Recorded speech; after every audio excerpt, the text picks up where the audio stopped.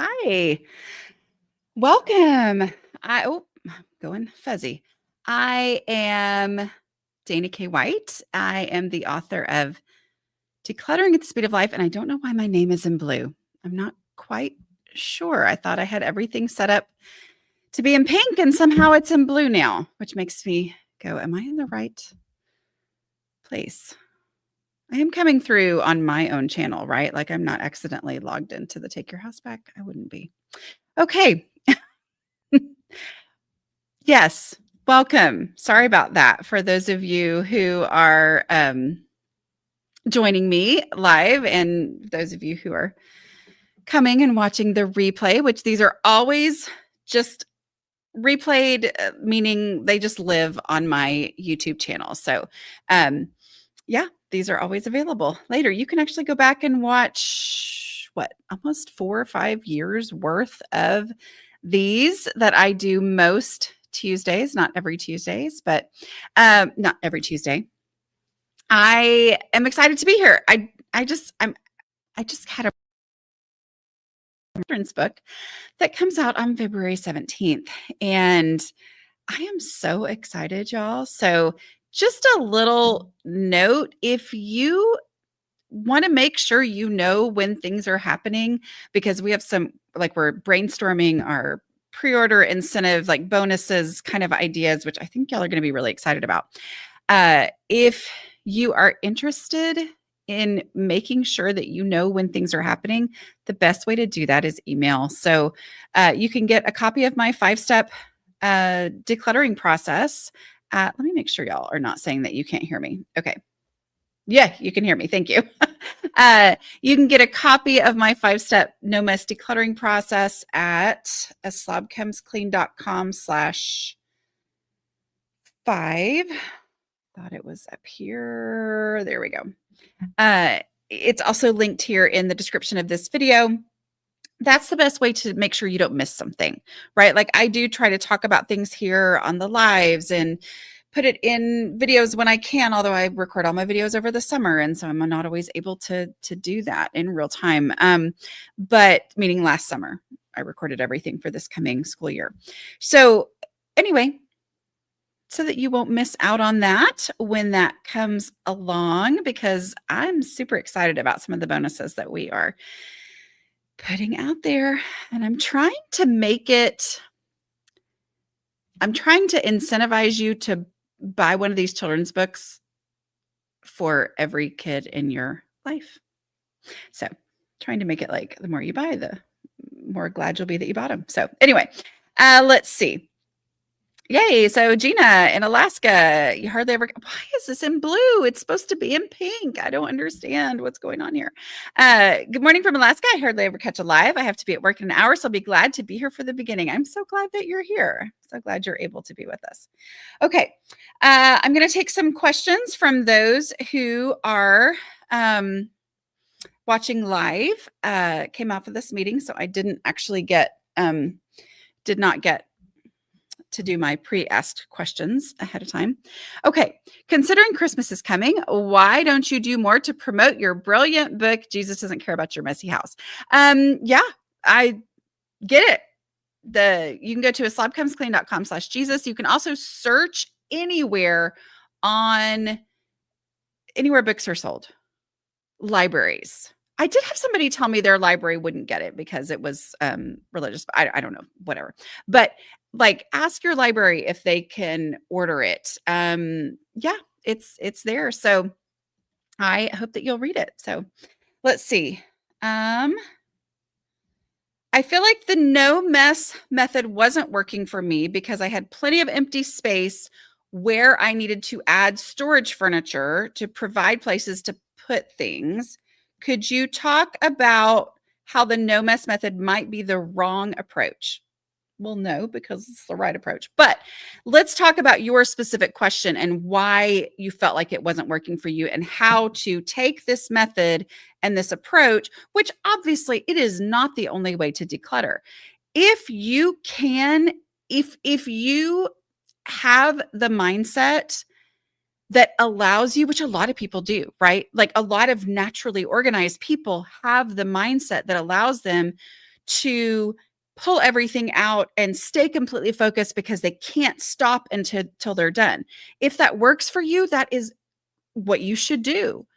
If it doesn't work for you, then I'm going to say that's where the no mess method works. And the no mess method always works if you follow it, but you might have to think through how does it apply to this unique situation that I'm in. So I had plenty of empty space where I needed to add storage furniture to provide places to put things. Okay, so it is not that you cannot add storage furniture. Like, it is your house. And I have a video that I did. I feel like it came out in May of this year. So maybe look back and it's like I had added a large piece of furniture in my bedroom.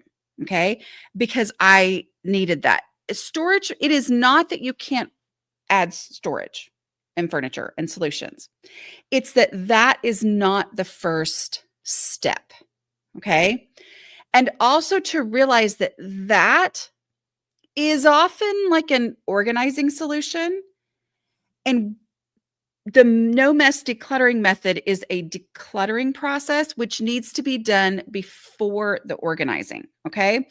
So, what I would say here is to remember that use the no mess process first, because a lot of what you're going to be doing as you go through the boxes of stuff or the stuff that you already have, those first 3 steps clear out the things that have no business being here, no matter what house you're in, no matter what situation you're in, no matter what furniture you have, you're going to get rid of those things. Okay. Because they are the trash, which trash is trash to you. Like, we're not talking about somebody convincing you that something is trash. It's whatever is trash to you, getting that stuff out. So that doesn't need to be there. And then the easy stuff is stuff that does have a home already established. Go take it there now. And then the obvious donations, getting those out.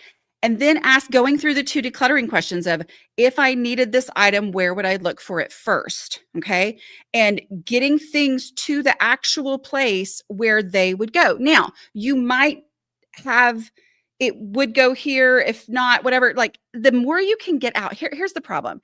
If you start adding things first, if it feels like I've got to add furniture or add some kind of a storage piece or whatever first, and you haven't gone through the decluttering process, which the 2 decluttering questions are, if I needed this item, where would I look for it first? Which helps me identify, would I even look for it in this house? Okay. So then I'm getting rid of things that I wouldn't even look for.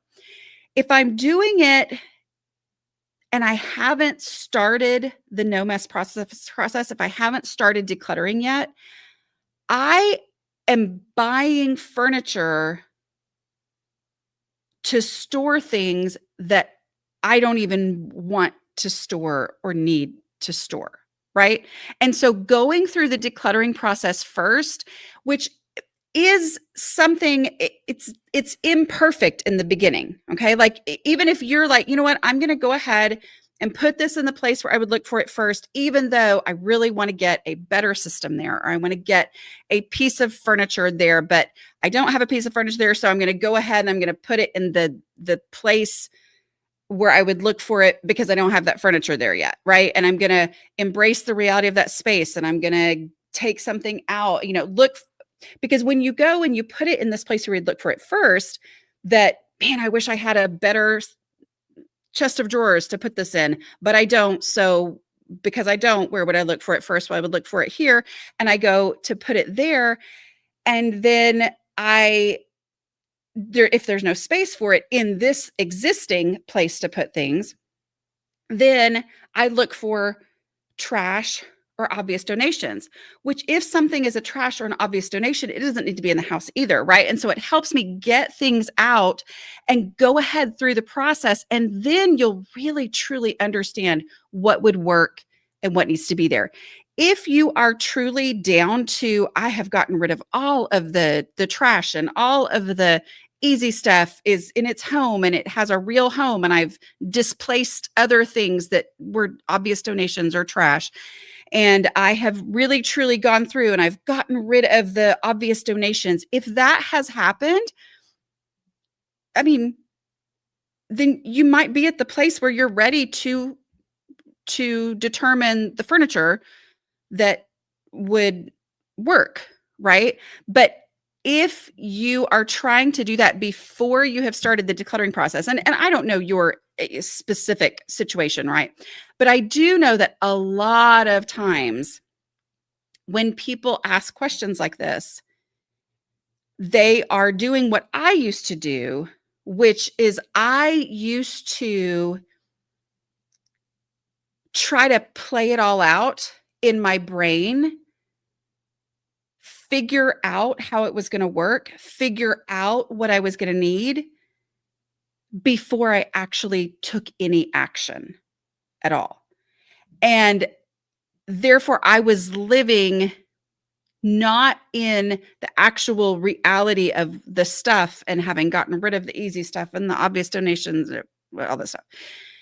So anyway, I'm just going to encourage you, if you're there, if you have done the process and you're like, Dana says you can't ever add furniture. I never said that, right? Like, this is what I'm saying is that before you add furniture, before you start coming up with an organizing solution, go through the decluttering process first to get out the things that have no business being in your house, because then you're going to actually be able to see what kind of a solution do I need. And you might be like me and go, oh, I thought I was convinced. I would have argued you could not have convinced me that I was not going to need a new piece of furniture, a new organizing solution. But once I decluttered, I went, oh, I actually don't need that. Oh, okay. But maybe you do, but declutter first. Okay. Let's see.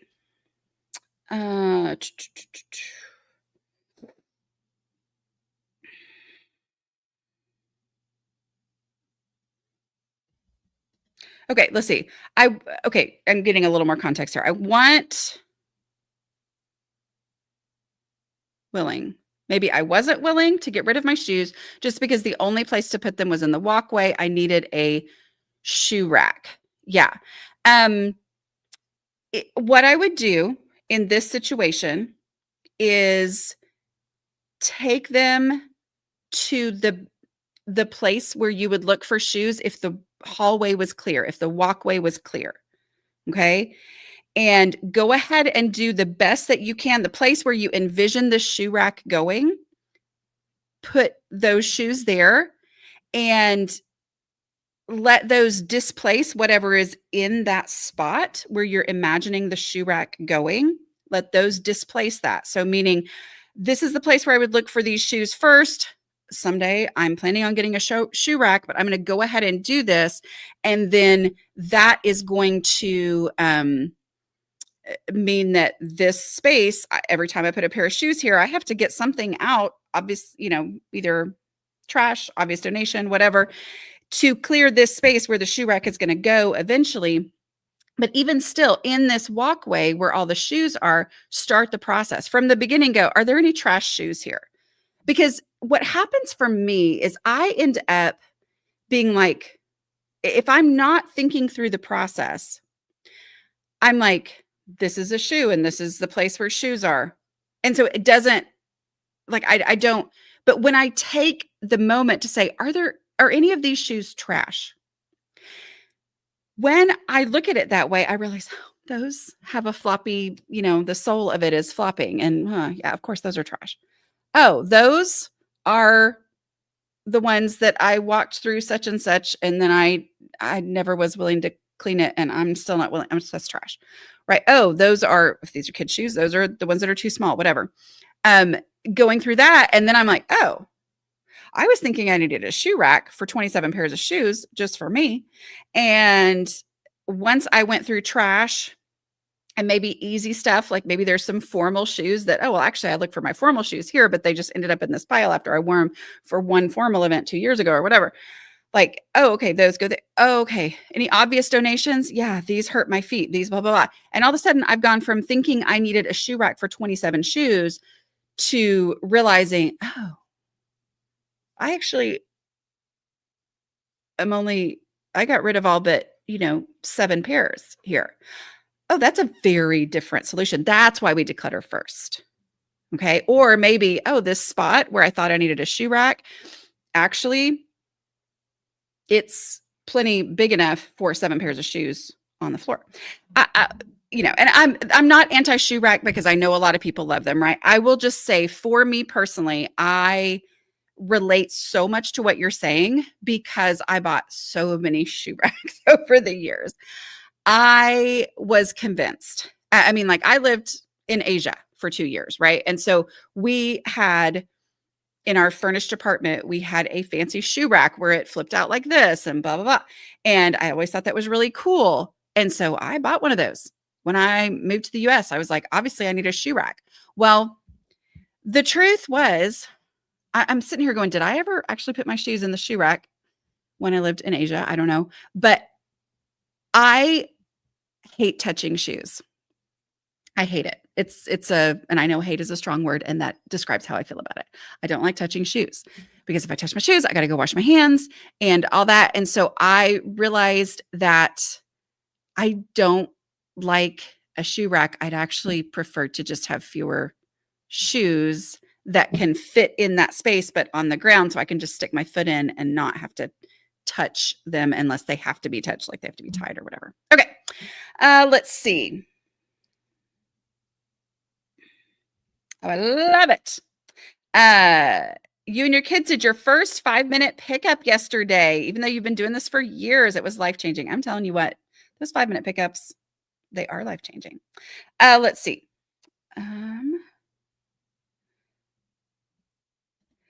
Can you put all of your past podcasts on YouTube? I primarily listen to YouTube when I clean and declutter. Can? Yes. It is. We have thought about that. It's kind of it clutters up my YouTube channel. So it's one of those things I'm like, oh, right. Should I do that? Anyway, sorry. But also just remember, like, if you have an iPhone, you've already got the Apple Podcasts app, and you can just search Dana K. White, A Slob Comes Clean. You can listen to him there. I would assume that an Android also has some sort of an existing podcast app. I'm sure those of you in the comments could share if it does. It's very convenient to listen to them that way. I'm struggling with donating or throwing away gifts. Any suggestions on mindset for this? Well, if it's a gift that is like still giftable, meaning, it's a recent gift, donate it for sure. If it's a gift that has lived its life to the point where it needs to be thrown away, then, looking at it that way as, hey, it's lived its life, it needs to be thrown away. As far as a mindset on this, it really comes down to the container concept, meaning the space you have is the space you have, and where I would look for it first determines what space it needs to go in. And so taking the item to that space and saying, you know what? There's just no space here. Okay. Now, and I'm saying this as for those of you who are like, I don't feel guilty, I can get rid of it. Great. Do that, right? Like, don't go through this process. But if you are struggling with donating or throwing away gifts, go through the process. Be like, okay, here is this earring, which I do like, but I'm acting right now. There's this earring somebody gave me. I really don't like it. where would I look for it first? So I look for it first in my earring thing. Go ahead and walk there and be like, you know what? My earring stuff is full. It's under my clutter threshold. I can't handle more. It's going to get out of control. And I'm like, I'm going to blame this space. And so I'm blaming the space. And then that takes the pressure off of you. Not that everybody's going to be understanding, but you can still blame the space. If somebody was to ask, hey, what about those earrings? Oh, you know what? I really didn't have a place for them. And I kind of had my earrings just exactly the way that I wanted it. All right. Let's see.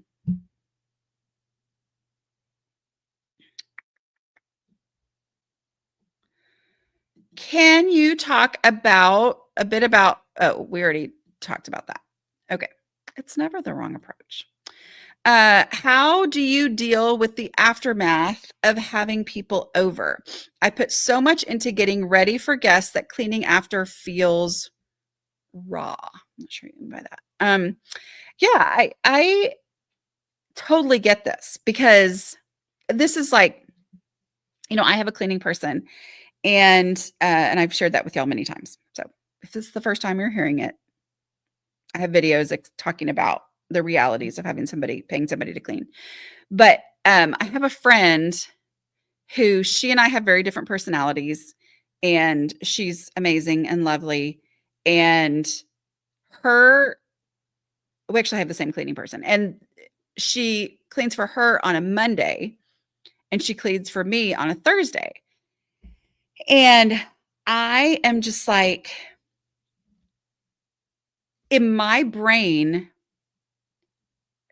somebody coming in to clean for me on a Monday feels like the most pointless thing in the world because I get this mentality. Like I am all about like it's that like, who's coming over? If we're cleaning, the kids were asking who's coming over, right? And so it's this get ready for this uh for this, event where people are coming over.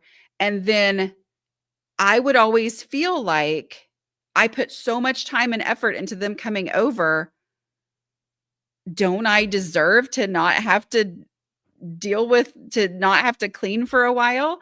But this is where that boiled down understanding of what are the absolute most essential tasks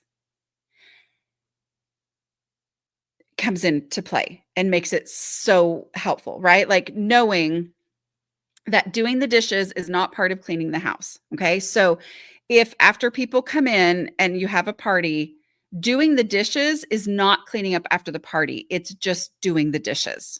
It's something that has to be done every day. And you may have more dishes, but but that comes from understanding dishes math and having made it um, having practiced, experimented non-committally with, oh, wow, this is the impact that doing the dishes has on my house. That kind of thing. Know what I know from that over time helps me in these moments where I'm like, I don't feel like cleaning my house. And I go, you know what? Cleaning my house is not doing the dishes. Doing the dishes is its own thing. And so then knowing that's the key, doing 5-minute pickups. The other things that will help with this coming in the future is decluttering, because decluttering means things either being given a home and real space in that home by something else leaving if necessary, or leaving my house to the point where everything that's in my house has a real actual place to go. And once I have decluttered, then after a party is just things going back into those already established homes, where before I had decluttered, getting ready for a party meant stuff shifting all the things, which was probably actually over 1,000 things, like possibly thousands of things that just did not have homes in my house because my house didn't have enough space. And therefore I was overwhelmed and couldn't even think about giving them homes, right? taking those, what it used to mean to have a party was to take all that, shove it in my husband's and my bedroom because we could lock that door. And then after a party meant dealing with all of that. Decluttering got me to the point where I can have a party where I'm just like, okay, well, I need to wipe down this and that and make sure the bathrooms are okay and do a 5-minute pickup and I'm good. Right. I mean, I might do a little extra spicy cleaning or something for it, but that means that the party is generally pretty easy because it's just the doing the dishes or taking the decorations down or throwing away the trash, that kind of a thing. So I would say the things to do: zero down what's most important and what is not actually cleaning up after the party. And that's dishes, which might mean that you say, we're going to use paper for this party so that it's just a matter of throwing things away, and then go through the process. Go through the decluttering process, because I use that for catch up anytime. It just takes the pressure of what do I do? It's so much, takes that away. I'm going to throw away trash. So I'm going to walk around the entire house, every bit of the house that was used for this event, this party, guests over, whatever. And I'm just going to walk around with my black trash bag and my recycling bin if I've got it. And I'm going to throw things away. And then I'm going to go, okay, what is easy? This is me talking to myself. This is what I have to do in these overwhelming situations where I'm tired, I'm exhausted. Okay, what is there that I already know what to do? I'm going to do that. I'm going to do that. Every little bit is progress, right? And then keep going. Let's see. I'm on a decluttering journey, and my last room to tackle this round is my bedroom. It becomes the dumping ground. I crave a peaceful place to rest, not a cluttered room. Any advice? Absolutely. I think this is probably the most common scenario for probably almost everybody watching right now. If you're watching because you really relate to me, because I totally relate to this question. This is probably the space in your house where things got stuff shifted when you didn't know what to do with them while on the decluttering journey, right? Like things, that was what happened to me. I don't know what to do with this thing. I'm going to stick it in there because that's kind of the place I can hide. So it's even more crucial to use the no mess process in this bedroom. So start with the trash. If you don't have a copy of the 5-step process, go to aslobcomesclean.com/5. Listen to the audiobook of Decluttering at the Speed of Life while you're working. But start with the trash. And if it is a dumping ground and the rest of your house, you're like, but the rest of my house is good. That's why I used to be scared to work on a space like that, because I was like, but I got the rest of my house good. Now, if I work on this, all that stuff is going to get stuck out in other places. But if we use the no mess process, that doesn't work. I mean, it doesn't happen that way. So go hard on the trash, because everything that goes into the trash is done. And then go with easy stuff. Just look around without pulling everything out, without making a bunch of piles. Say, what in here does have an established home somewhere else, but for whatever reason, it drifted in here. It got thrown in here when we were like frantically trying to get ready for something. And go take those things, because this is an overwhelming space. Everything that leaves by going in the trash bag or recycling bin or going to its already established home is making this space a little bit less overwhelming. It's making it a little bit better, and you're going to feel better. And you're also going to know what you're dealing with, because as you're looking for trash and easy stuff, you're seeing what's in this space, and your brain is starting to adjust to what you're going to have to deal with. And then, are there any obvious donations in here? Knowing that the definition of this room is that it is a bedroom. It's a peaceful place to rest. I want this to be a peaceful place to rest. Therefore, it is not a storage unit. It is not a storage room. So having that definition in is going to make you go, okay, trash. Everything I can stick in the trash bag, everything I can stick in the donate box is just one less decision I'm going to have to make in this whole process. Okay. And then once you've gotten those things out, pick up something and ask yourself the question, if I needed this item, where would I look for it first? And if you say on the floor in here, you go, okay, well, if the floor was clear, because that's my goal, where would I look for it first? And if you have an answer, take it now without making piles of things to do later, one item at a time. Take it now and put it in that place. And if there's not room for it there, you have to decide, does it deserve to be here over the things that are already here? Because I've already decluttered. And so that space is good. So if there's not space for this item that was randomly sitting in my bedroom, then am I willing to get rid of something that's in here in order to make the space for it and keep my whole house moving forward in the decluttering process, as opposed to just shifting things from area to area? Yeah. And then you just keep going through the process. With the container that is your bedroom, the first thing that gets space in the container that is your bedroom is space for you to peacefully rest. Okay. All right. So think of open floor space as already used space. It is already used because it is serving its purpose of being open for me to be able to walk to the bathroom in the middle of the night without stubbing my toe. We are still live. I mean, you're not live, but I'm live. Okay. What should I do to stop organizing and getting rid of stuff? I'm assuming you mean because organizing and decluttering are not the same thing.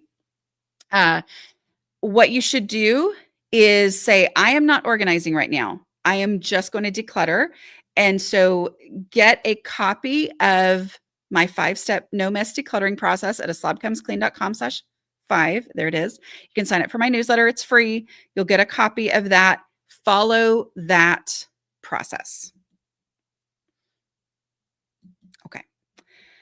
It won't be for another year. So my procrastination book won't be for another year because I just turned in the very first draft and it takes a full year for then a book to come out. So let's see. Oh, okay. How am I not seeing things? Okay. Oh, I love this. Jesus Doesn't Care About Your Messy House. That's one of my books. Here it is. As I just knocked my box of Kleenex over. Available wherever books are sold, audiobook as well, and Kindle and all that. It speaks to me on many levels on the second time through. By the way, I can actually hear you talking as I read, which is a bonus. I love that. Okay, thank y'all. See, y'all are doing the advertising. Just want to thank you for Jesus Doesn't Care About Your Messy House. I'm reading it right now and have cried and had good spiritual moments many times. God is using you in my life right now so much. I am incredibly honored for that. That's great. Thank you for sharing. My question got chopped off. My son got married a few months ago. He says he's going to come back. His room is a disaster. He had a brain injury at age 8. He's much better now, but I think it got cut off again somehow. Okay, well, I'm assuming he's coming back to get stuff. What I would do is ask him, is he okay with you going in and throwing away trash? And dividing being like, hey, these are the things I think you're going to be interested in. These are the things, and put it in a limited thing. And then even if you're not going to actually get rid of the trash, but like go ahead and put the trash in a trash bag. And then if it's a ton of stuff and you say, hey, these are the things that I think you're going to be interested in. And he looks at that and he goes, wow, she did a good job choosing this. There's a chance that he might be like, okay, fine, just throw the trash away. Because if there's an overwhelming amount of stuff, even without the trash, that would work. But yeah. Okay.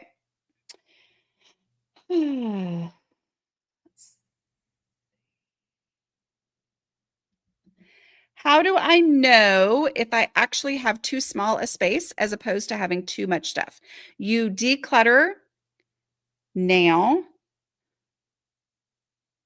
using the 5-step process because, I don't know if you got here after we were talking about it a minute before, but I mean, at the beginning, but those first 3 steps of the process are going to be, they're going to get things out that wouldn't need to be in any house that you have. And so going ahead and getting started on the process is going to let you know the answer to this question. But I will say that 9,999 times out of 10,000, I just made that up, but I still believe it in my heart, it's that you have too much stuff. Most people have too much stuff. If you are watching me right now, you already know you need to declutter. And like I was talking about before, I used to try to figure out how this was all going to work. I could only actually know anything once I got in there. And so once you get in and go ahead and start decluttering to get rid of the stuff that you wouldn't need in a small house or a big house. Okay. But also the container concept is accepting that the size of my space is the size of my space.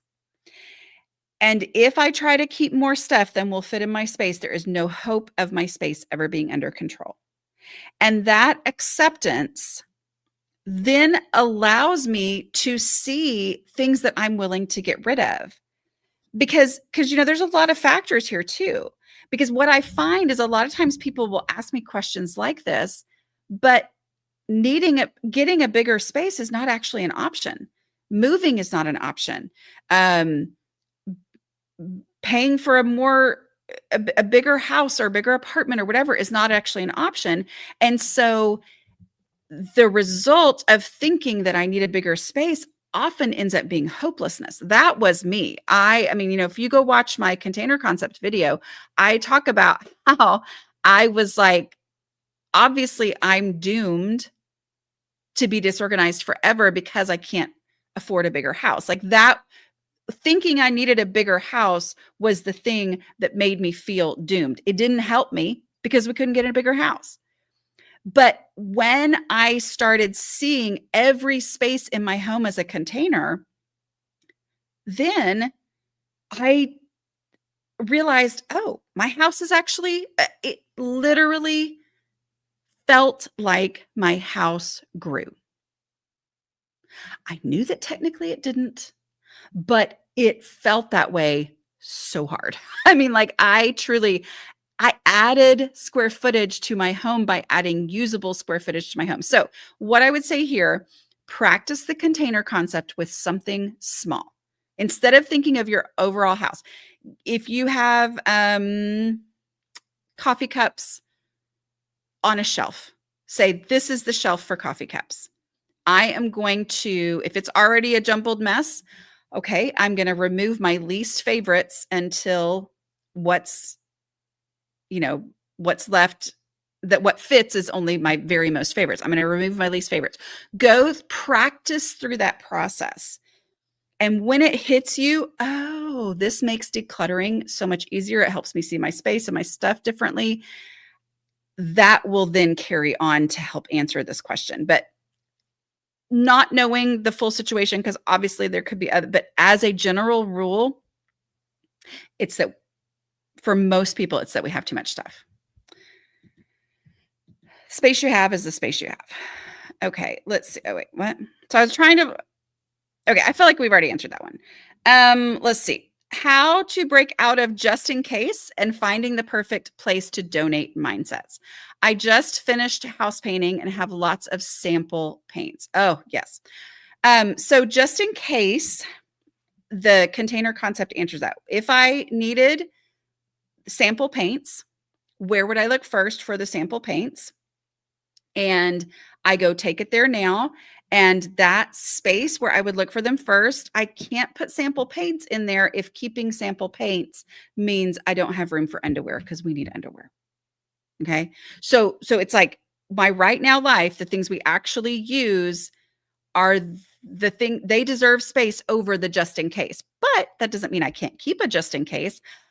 I just have to give it a space that is limited, and the limitations of that space are often determined by, okay, well, it's what's left over. It's the space that's left over after I have what we really need on an ongoing daily basis.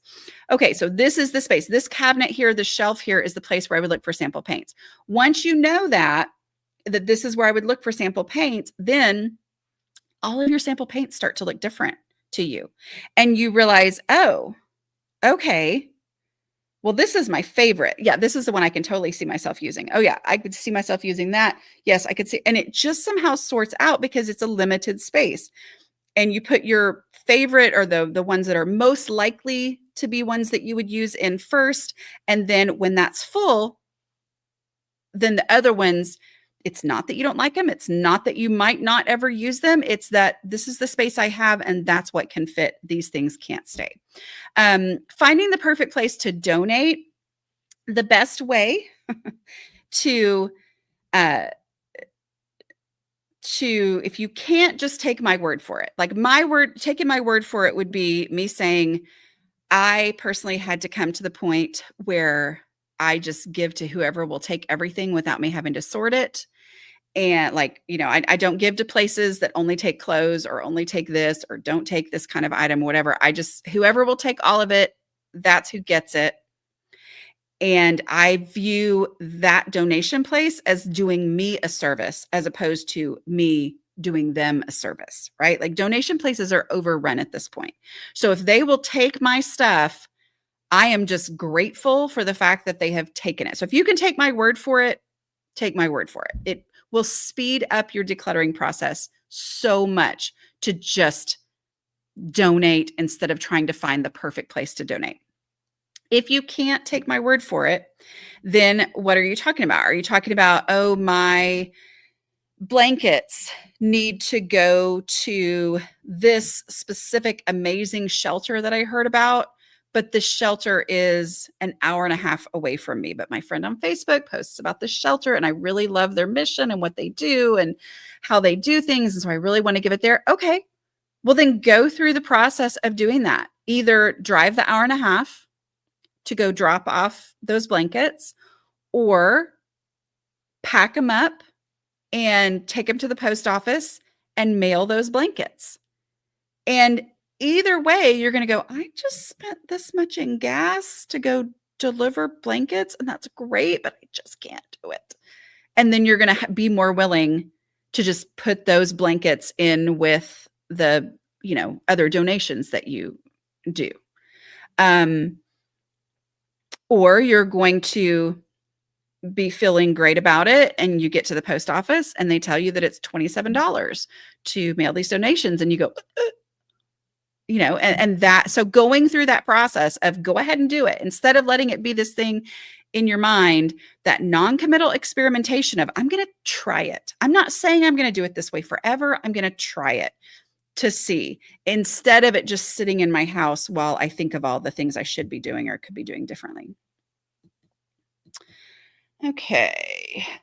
What is a good suggestion on owning, storing extra blankets and towels for yucky times with kids and dogs?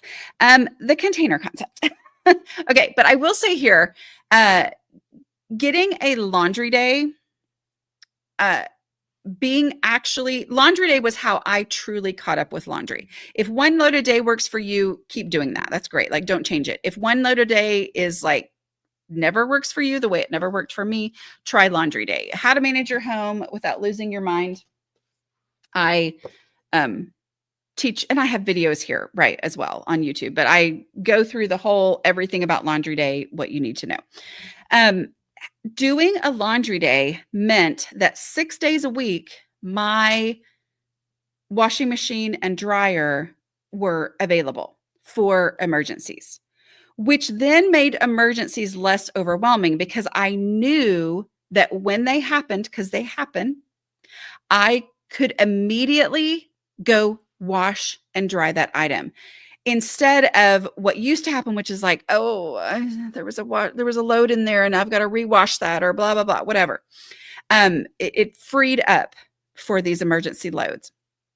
But as far as extras, let the container decide. So laundry routine is the thing that's going to like give you the freedom to be like, oh, I can embrace the container concept. So habits first, or routines, habits, pre-made decisions, all that.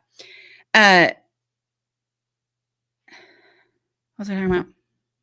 Oh, the container concept. So it's like, where would I look for extra blankets, extra towels, and then that determines how many we can have. So it's the, extra blanket area. For me, it's this chest. I think I had a video that I did long time ago. Like, this is my extra blanket chest. And so it determines how many I can keep. That's how the container concept works. Blankets are good. Blankets are necessary. What if I ever need this? Totally could happen. However, that can't be my determining factor for whether something stays in my home, because I have to have the space for it or my house can't be under control. And so letting the container decide, oh, okay, this is the space I have. All right, then these are the blankets that deserve to stay. These don't fit. These are going to go, even though they're perfectly good blankets. Let's see. I lost my dad 3 weeks ago. I'm so sorry. And your just do the dishes mantra has helped me tread water. Thank you so much. The rest of my house is falling apart. Any quick suggestions I can do till I'm more able? Yeah, I would say, first of all, I'm so sorry. And also, like, the fact that you've been doing your dishes, like, you need to be proud of that, because it's helping you tread water. Like, it keeps you afloat. The 5-minute pickup. When you can do a 5-minute pickup, if you can't do 5 minutes, do 1 minute. If you can't do 1 minute, do 30 seconds. I would like, and remember that a 5-minute pickup is not a race. It is not the goal of it is not to push you to go really fast. It is literally just, I'm going to set the timer for 5 minutes and I'm going to throw away trash. I'm going to take a grocery sack and I'm going to walk around and throw away anything I can throw away. That's what I'm going to do for 5 minutes. And even if you go so incredibly slow, you will have made an impact in that 5 minutes. Let's see.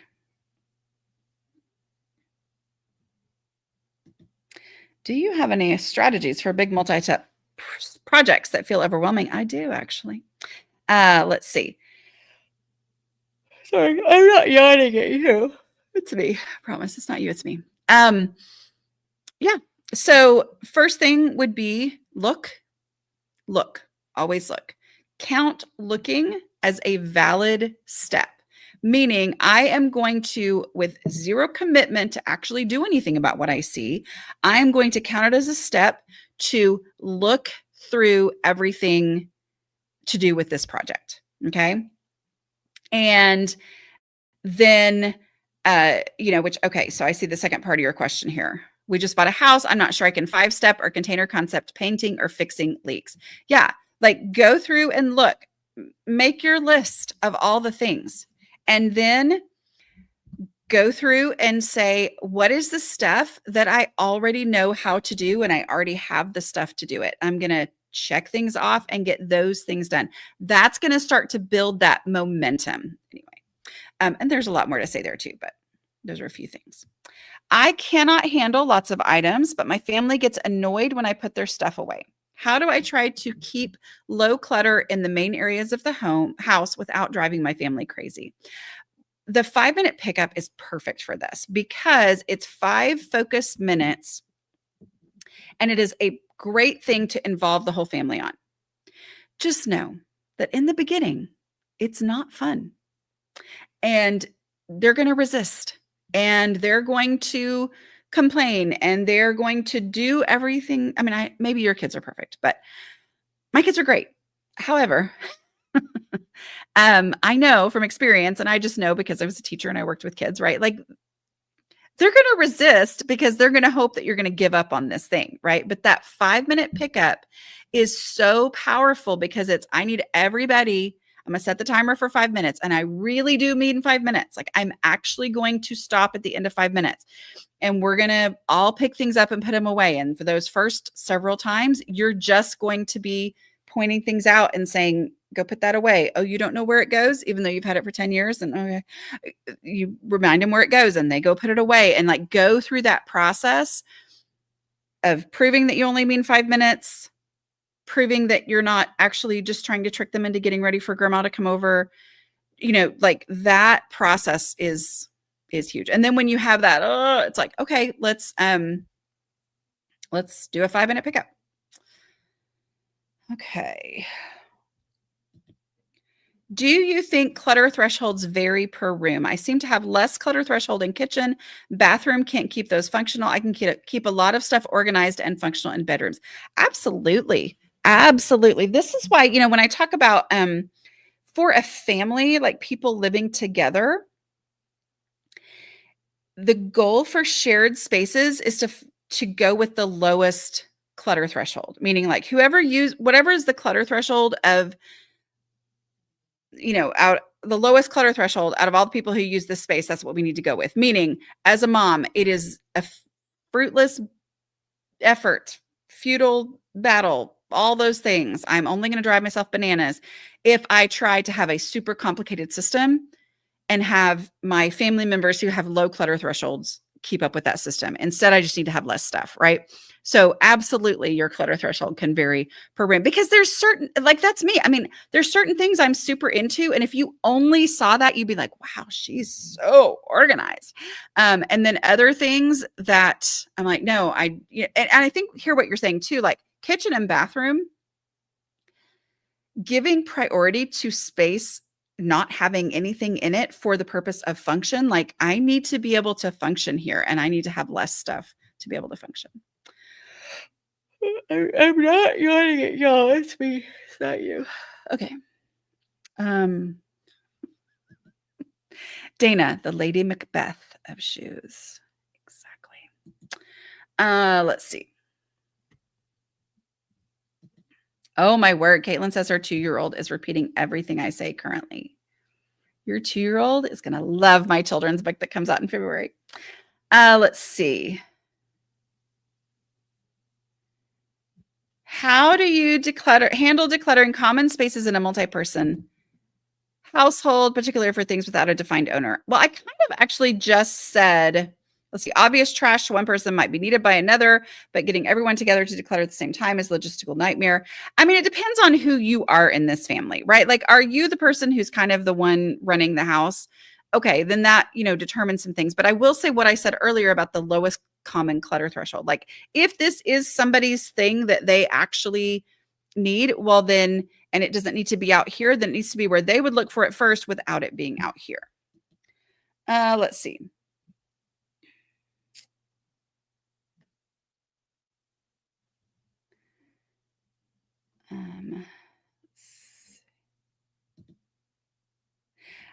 Brenda says, I was sure the take it there now was not going to work. I have physical limitations that makes walking difficult. To solve this, I got a stool on wheels. Now I scoot it there now. Love you, Dana. Thank you. I love when y'all share those things. And I love too that you are finding a way to take it there now. Yeah. Because I hear from so many people with physical limitations and energy limitations who say, this works for me because even though I get a tiny bit done, that tiny bit is completely done. And it's not hanging over my head as, oh, now I can't stop because I've got piles. Any recommendations if alone and no help from others? I have helped if having injuries and health, skin, functioning issues, and to mentally handle too. Baby steps for me, but it's taking so long. Was there a different part of that question? Okay. I think if you are alone, I would say really focus in on function, because if you are having some injuries and health functioning issues, really focus in on the function of the space. Like really go hard on that and say, this dining table or whatever, like I want to be able to eat here and I want to be able to do a project here. And so it needs to be cleared functional space.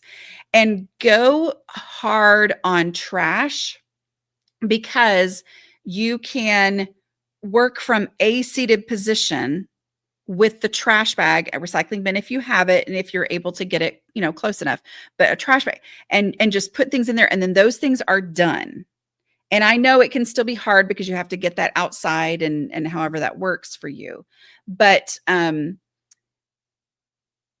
getting things out as easily as possible. If you live in an area where there is any kind of donation pickup, did I tell y'all that we had a donation pickup? I'm so excited. I haven't had one since I moved to this house like 4 years ago. So I'm very, very excited. And only had one for a very short period in my other house. We just live small town. People don't, it's just not a thing where they just randomly come around and pick it up. But look up in your area if you can schedule some sort of a pickup. And it can feel like maybe you can't carry a bunch of things out to your porch or out to your door or whatever to put out for donation pickup. But even if you give yourself permission to say, I'm going to do I'm going to do one grocery bag full of stuff, and I'm going to do one, whatever, I'm going to, try to getting those things out as best you can in either trash or donation is going to, have a lot of impact. All right. Let's see. How do you clean your craft space? All I have is my bedroom, please. Okay. So, Kelly, what I would do first is go watch the 1 Hour Better that I did with Kara Brandon, who is a craft YouTuber. She specifically does junk journaling. So like literally everything can be useful. And go through that. That process is going to be the same process that you'll use. But what I want you to remember, since you said all I have is my bedroom, also go watch my video called Define the Room. Because your bedroom is your bedroom. That doesn't mean you can't do craft stuff in there, but its primary identity has to be the bedroom, which means if you're going to do craft stuff in there, that cannot make it impossible for it to serve its purpose as your peaceful bedroom. Okay. So those are the 2 videos that I would go to watch. I've only got a couple more minutes. Let's see. One more. I'll do this one. I live with my mom, sister, and her 4 kids. How do we go about decluttering so many people's stuff that's intermingled when we all have different schedules? What I would do first is for you to declutter your own things and neutral things, meaning if you're the primary person who works in the kitchen, if you are the person who does such and such, whatever, focus on your stuff first. Practice the no mess method with your own stuff. Get your own, whatever limited space that you actually is yours and your stuff. Do that first. And that will both be a demonstration of how this works. It will also help them start to see the improvement. And it goes so much better to declutter your own stuff first. Your house is going to improve just by doing that. But it also goes so much better once you do bring it up because you've been doing that, as opposed to everybody, we've got to do this thing. You know what I mean? Like nobody reacts well to that when you're the one who's really focused on this, and getting other people on board is not part of starting. Instead, start by dealing with your own stuff first. So anyway, I know we're out of time, but this has been fun. Y'all are great. And I don't forget that you can get a copy of my 5-step process at aslobcomesclean.com/5. I will try to switch back to pink for next week. I don't know why in the world this is a bluish purple, but things happen. All right. I will talk to y'all later. Bye.